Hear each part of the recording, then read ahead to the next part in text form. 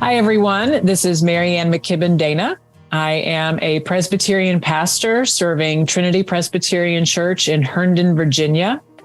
And in addition to being a parish pastor, I am also a writer and a speaker and have written a few books, including my most recent one, which is called Hope, a User's Manual.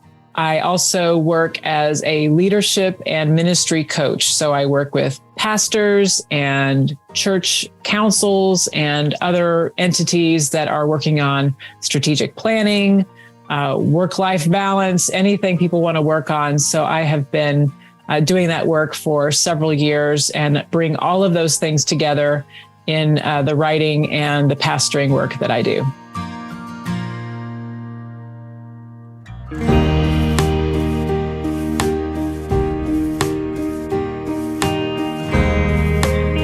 I think one of the ways that we can become people of love who love reflexively is to find ways to serve people that we do not even know.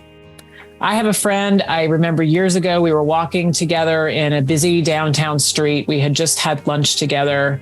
And this was an area that had a number of people who were living on the street, who were experiencing homelessness. I must admit in my own confession that I often simply plowed ahead and kept my head down when encountering people like that.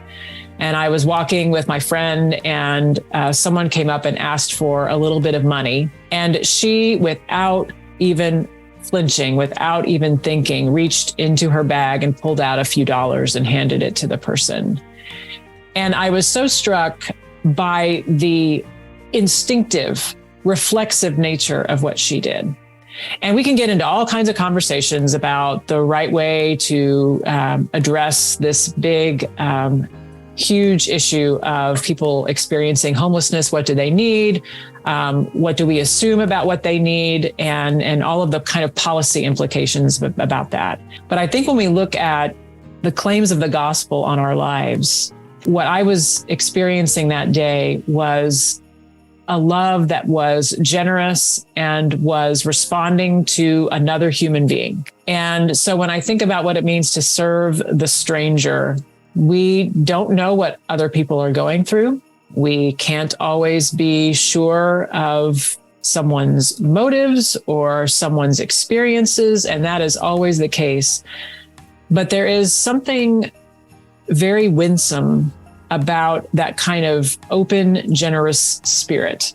And it has stayed with me all of these years to be in service to another person, even if it is simply looking someone in the eye and offering a word of grace, I think is a great gift.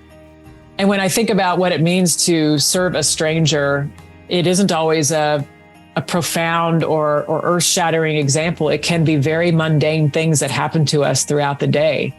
If someone cuts us off on the freeway, or someone is in line in front of us and their child is melting down and they are delaying us from where we need to go because we're trying to check out with our groceries, all of those things, those mundane examples that make up the textures of our lives. What does it mean to serve them?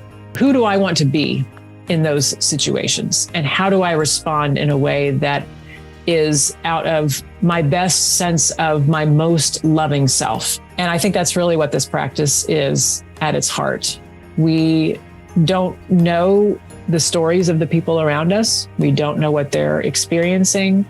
We don't know the complexities, but we do know who we are called to be and who Jesus calls us to be. And that to me is a real guiding light for how to love others and also to love God in the process.